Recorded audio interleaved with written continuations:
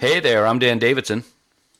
Hey, and I'm Bill Smith, and welcome to this special supplemental edition of the Trek Geeks podcast.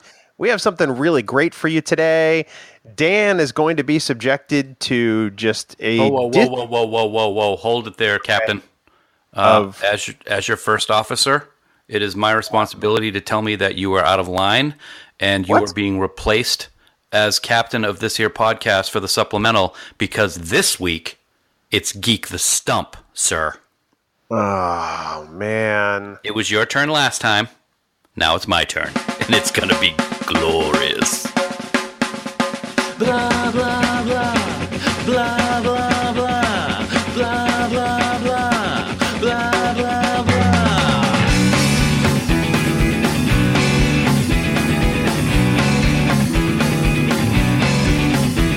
Bong, bong. Bong, bong in the head. Bong, bong. Bong, bong in the head. Bong, bong. Bong, bong in the head. Blah, blah, blah. Bong, bong. Okay, so for those who need to hear the rules, Dan is going to ask me 5 questions and an incredibly complex bonus that is much like, a Bond villain trying to come up with a mechanism to kill James Bond. It's overly thought out and isn't going to do it. I can't use any reference material, so no internet, no books, no nothing, no notes. I have to rely on the information that's stored in my pea brain to answer these questions. And Dan's got an arbitrary amount of points that he just picks right off the top of his head. Unlike Stump the Geek, this is more like Teen Jeopardy because I'm not as bright as Dan is, quite frankly. Wow. Oh, you've been complimenting me a lot lately. Are you okay? You're about to start reading me trivia questions. Of course I'm going to compliment you. Good point. So yeah, are you ready, man? Well, I sit here waiting to answer questions. Whether I'm ready is still open for debate. Well, I will say that a little change for this week. The points are not arbitrary. I'm just going to leave it at that, and then we'll see what we can see, okay? So we're going to start right out with question number 1. Here we go. For 1,227 points, Bill, we recently were talking about Lwaxana Troi episodes, and I actually made a mistake. It's hard to believe, but I confused Cost of Living with the Deep Space Nine episode, The Muse. And in that episode, Klingon legend Michael Ansara played Lwaxana's Tavnian husband. What was the name of his character in the Deep Space Nine episode, The Muse? Oh, boy.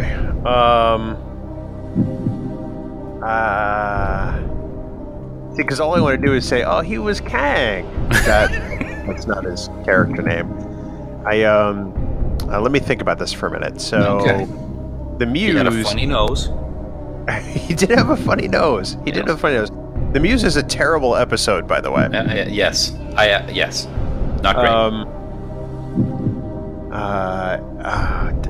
It's J something. I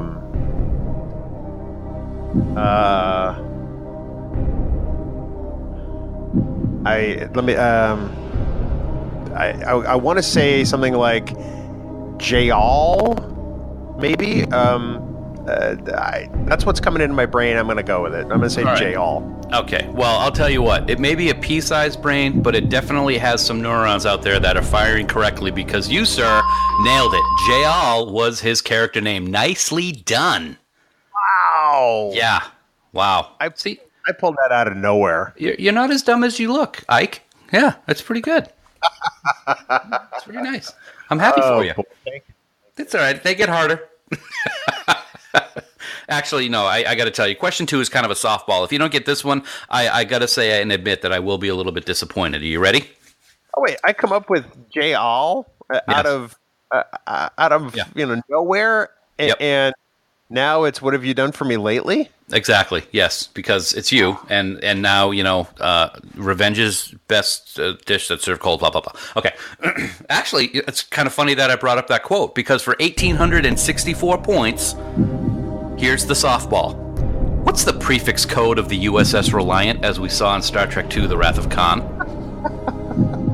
I must say I appreciate your point values as you're picking them. By the way, they're all very low, but they're all registry numbers so far. Reliance prefix code is 16309. Very nice, man. That's 2 for 2. I'm very proud of you. 1,864 points. I can't. Very nice. Yes, 16309. I'm sure that people have that as a license plate or a pin or something like that, but not me, really. Anyway. Okay, Bill. Sure. Now, you're not going to like this, but I for question number 3, it actually, I don't want to say it's multiple choice, or more than one answer, but it kind of is, but there's a reason for it. So question 3, for 74,205 points, name the 4 alien species that were represented in the cell in the Next Generation Season 3 episode, Allegiance. Oh, man. Well, I know there was a human. I know there was a Bolian. It's Picard and the girl who was pretending to be a cadet. Mm-hmm. Was there a Nausicaan? I don't know. It all depends on if you say that's one of your answers. I'm not going to get this anyway because I'm not going to remember the last one. So I'll say a Nausicaan and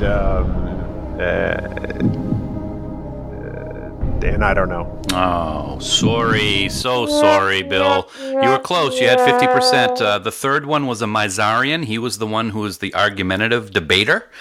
And the fourth one with the great makeup was from Chalna. So he was a Chalnoth.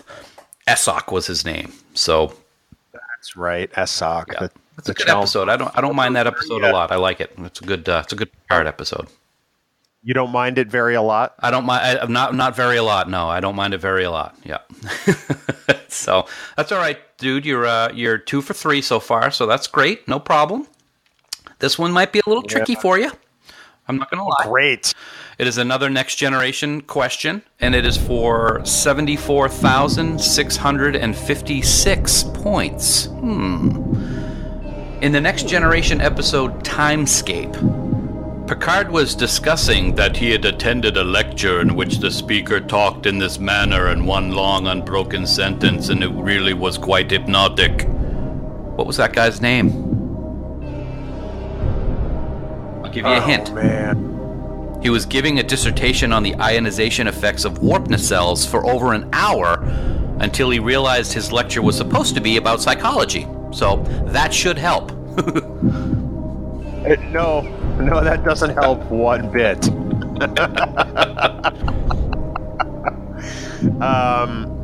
See, that's the kind of question I would hit you with. I had to throw it in there. Yeah, I do not know. Well, I would have paid money for you to do that question just so I could hear you do the impression of Dr. Vastbinder, who was the person who talked like that in Timescape. So, yeah, Dr. Vastbinder. I would just like to point out, the past couple of Stump the Geeks, you've actually won significantly. Yes, I have. And I have to show everybody the space between us when we do Stump the Geek versus Geek the Stump. As I was saying, you still feel the need to just humiliate me. And, okay, well, so I'm stuck at 3,000. Hold on. I'm not done. I know. I'm stuck at 3,091 points. Yes. So. Yeah, you are. Those were the 2 biggest point totals that we just did, and you kind of messed up on both of them. But that's okay. And, I still respect you. What I was going to say is, we do Geek the Stump once every few months, and yet I sit here and am humiliated on a weekly basis with your intros. But we're going to move right along to question number 5. So, wait. I'm sorry. The last few intros for you have been very glowing. Have you noticed? Glowing? Yeah. You called me resourceful, so I guess that's good. Yeah. Okay. All right, I'll give you that. So I'll give you another easier one. How's that? Because I do love you, You know that, right? Sure. Okay.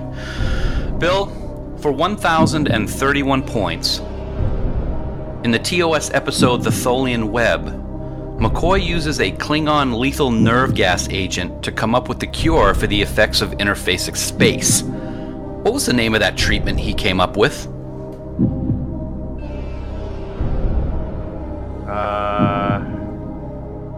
I have no earthly idea. Oh, okay. That's all right. Way too hard, buddy. Well, the Therigan derivative, if you may recall. Scotty was a little worried But as McCoy said, he orders you to drink it down, which I'm doing with my coffee right now. So that's all right.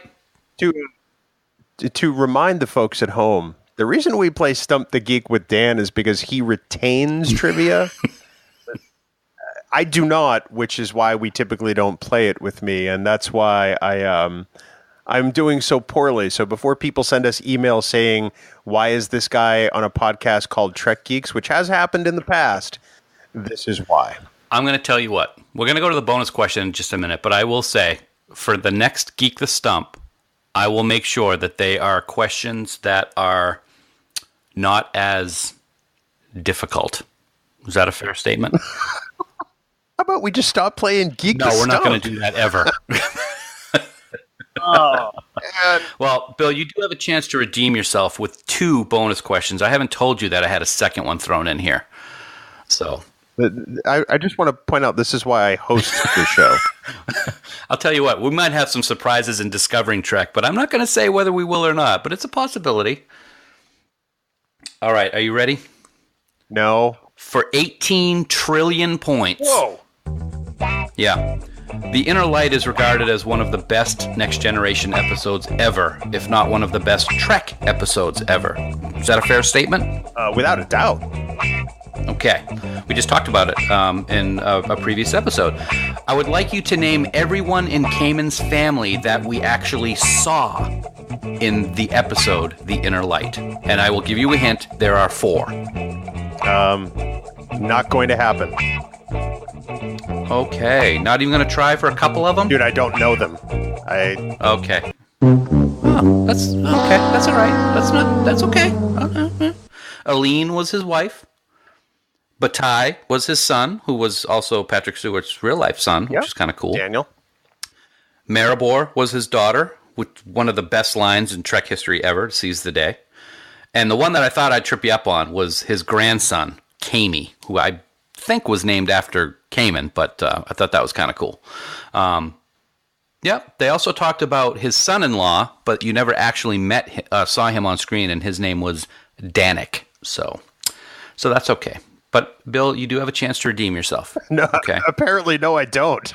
No, you do. You kind of already know the answer, so we have special points today. So for 1,300,000 points, 1,300,000, yep, okay. I'm going to repeat the point values, and you have to tell me what they are in reference to, okay? Yes. Question number 1 was for 1,227 points. That's the registry number of the USS Shenzhou from Star Trek Discovery. Very nice. And question number 2 was 1,864 points. It's the registry of the USS Reliant from Star Trek II: The Wrath of Khan. Very nice. Question number 3, 74,205er. That is the USS Defiant in both its iterations from Star Trek Deep Space Nine. Very nice. Okay, we got 2 more. 74,656 points was question 4. That would be your favorite starship, the USS Voyager, from the series of the same name. Here we go. For the last one, question number 5 was for 1,031 points. Bill, make it rain. Make it rain. That is the registry of the USS Discovery from the forthcoming Star Trek Discovery on CBS All Access. I am very proud of you. Look at that. See, I gave you a shot at redemption, part 1 or part 2. You choose. 1,301,864 points for you, sir. Congratulations. And we're going to go right over here to the prize closet, and you're going to be able to pick out whatever you want with those points, okay? I pick the Spock helmet from the 1970s with the big red flashy light on top. And that actually is 1,301,000 points for that hat. So you have 864 points. We're going to give that to you in a gift certificate, and we really appreciate you playing Geek the Stump today, sir. Congratulations. Oh, I'm the big winner, but I'm not really and stuff. Yeah, Dan, thank you for that. As My people pleasure, listen to this, man. you're on vacation, and I hope that you get lost on the Seven Dwarves mine train. That's all I'm saying. Wow. Okay, well, I appreciate that, and if I do get lost, I will send out an encoded message to you so that you can come find me, and we'll go have a margarita over in Mexico Epcot. How's that sound? Oh, I like that idea. Well, Dan, we want to thank 5 Year Mission for the music they provide to Trek Geeks. Even on these supplemental editions, the music you hear, including the Stump the Geek / Geek the Stump theme, is Miri from 5 Year Mission. The only way Miri is remotely tolerable. And we want everyone to head out to 5yearmission.net for all their tunes. And of course, we'll be back next week, I suppose, with some brand new stuff, right? Oh, I'm looking forward to it. It's always good to bring in brand new stuff here on the Trek Geeks podcast. It's always fun doing this, Bill. I look forward, yes, to the next time. With that, live long and prosper, everybody. Coconut. Question 5, the answer will always be coconut.